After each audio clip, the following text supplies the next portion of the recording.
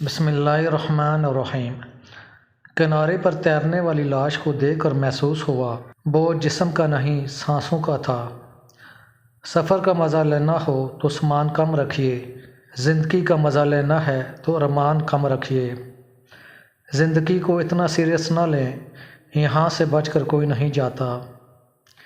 जिनके पास सिर्फ सिक्के थे वो भीगते रहे बारिश में, जिनके पास नोट थे वो ढूंढते रहे छत को।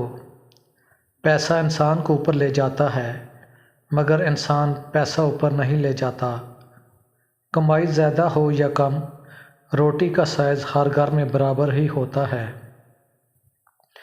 इंसान सोचता है उड़ने को पर मिलें, परिंदे सोचते हैं उनको घर मिले।